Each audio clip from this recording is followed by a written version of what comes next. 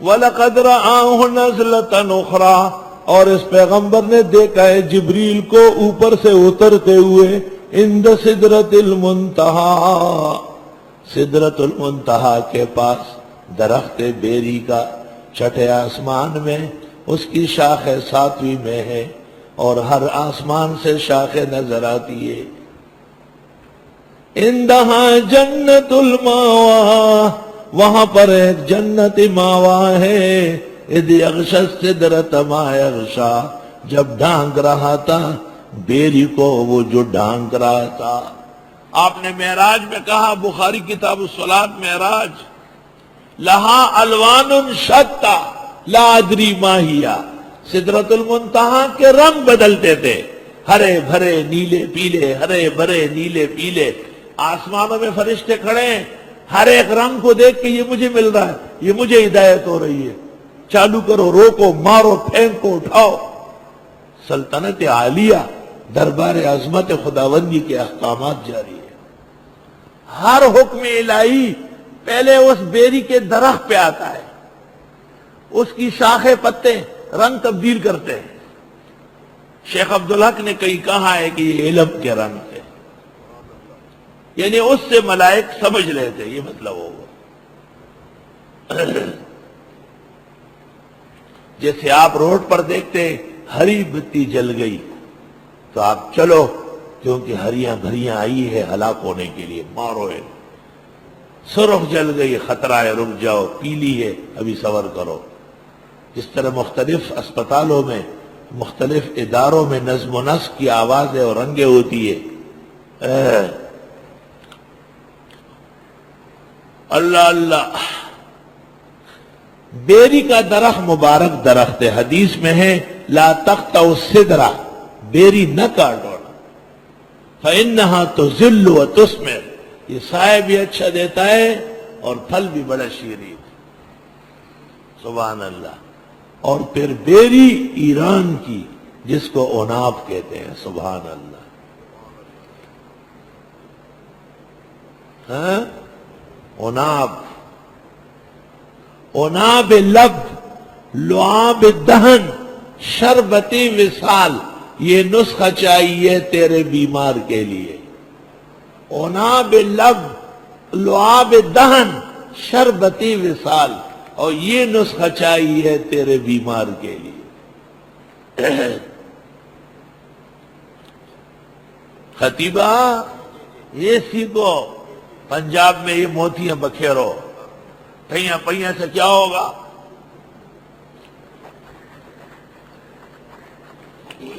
سورۃ نجم اس شان سے بیان کرو۔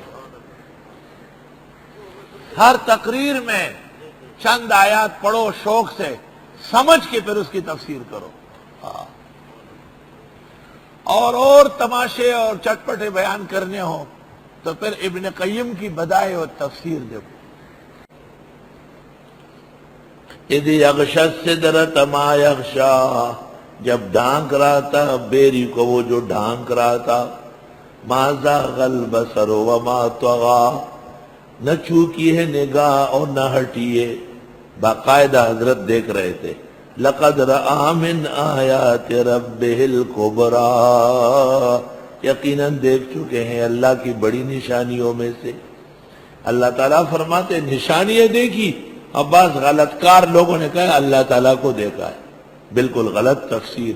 ام المومنین نے کہا ہے بخاری میں جھوٹی تفسیر ہے، یہ جبریل کا قصہ ہے، حضرت کے سامنے آئے، اوپر نیچے ہوئے، اچھی طرح پہچان گئے تاکہ وہی پر اشتباہ نہ ہو۔ افرائیتم اللات والعزیٰ، آیا تم نے دیکھا ہے لات اور عزیٰ بتوں کو، ومنات الثالثۃ الاخریٰ، اور منات تیسری اور، یہ تین بڑے تھے۔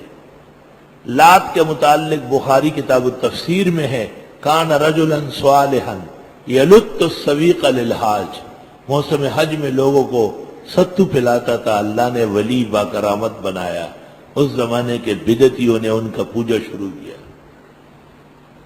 یسألونک عن الشہر الحرام قتال فیہ، یہ پوچھتے ہیں آپ سے حرمت کے والے مہینے میں لڑنے کے بارے میں، وہ جو غلطی ہو گئی تھی، صحابہ نے جمادی الثانیہ کا آخری دن سمجھا، وہ رجب کی پہلی تاریخ تھی، کیونکہ کوئی ولی نبی غیب دان نہیں۔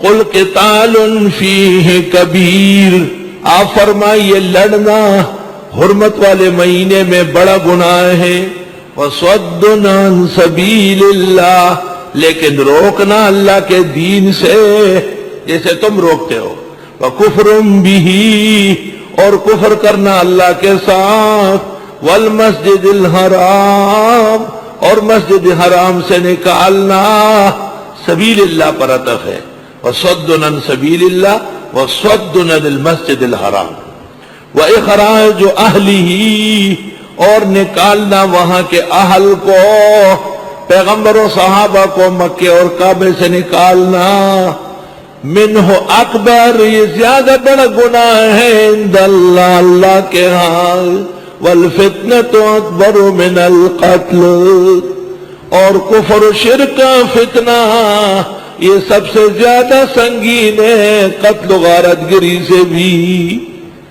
تم جو پوچھتے ہو کہ صحابہ نے رجب کی پہلی تاریخ کو کیسے لڑائی لڑی، تم بتاؤ کہ یہ دین سے لوگوں کو روکنا، کفر کرنا، مسجد حرام سے روکنا، پیغمبر و صحابہ کو کعبہ اور حرم سے نکالنا، یہ کم گناہ ہے کیا؟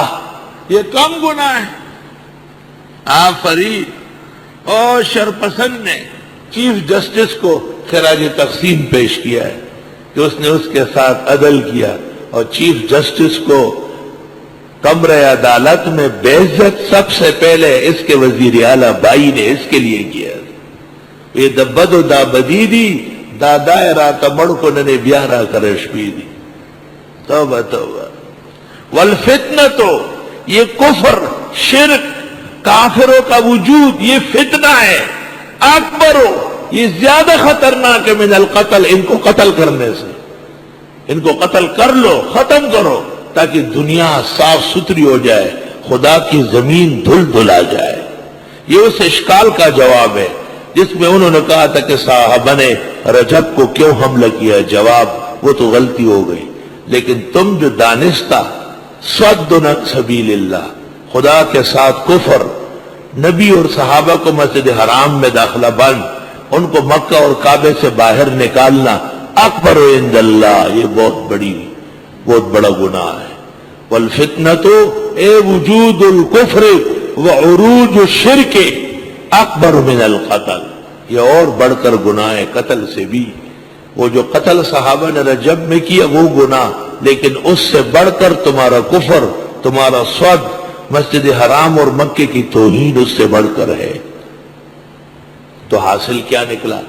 حاصل یہ نکلا کہ اگر کسی مسجد میں مشرک اور بدعتی قابض ہو اور اللہ تعالیٰ اہل حق، اہل توحید کو ایمان و توفیق دے، تو ان کو وہاں سے نکالنے کے لیے جو ڈنڈے سوٹے چلیں گے وہ کم درجے کی بات ہے، وہ مسجد کی صفائی ستھرائی کے قبیل میں سے۔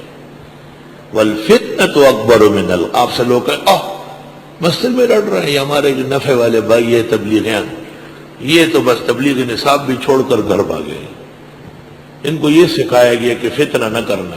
فتنہ جانتے نہیں، فتنہ تو بدعتی کے وجود کو کہتے ہیں، فتنہ تو مشرک کے چہل پہل کو کہتے ہیں۔ قرآن تو یہ کہتا ہے کہ وہ جو تم نے ان کو رجب میں مارا ہے اس سے بڑھ کر گناہ ان کا باقی رکھنا ہے۔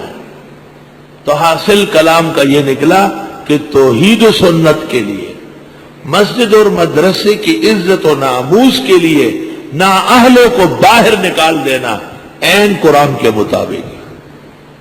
وَلَا يَزَالُونَ يُقَاتِلُونَكُمْ، اور ہمیشہ یہ لڑیں گے تم سے۔ لا بھی نافیہ ہیں اور زالو بھی، تو دو منفیوں کے ملنے سے پیدا ہوتی ہے جمع۔ الجبر میں لکھا ہوا ہے تو بھی خدا کے واسطے کہہ دے نہیں، اور ہمیشہ لڑیں گے تم سے حتی یردوکم عن دینکم، یہاں تک کہ لٹا دے تم کو تمہارے دین سے۔ کافروں کی لڑائی تم سے ایک دو دفعہ نہیں، ساری زندگی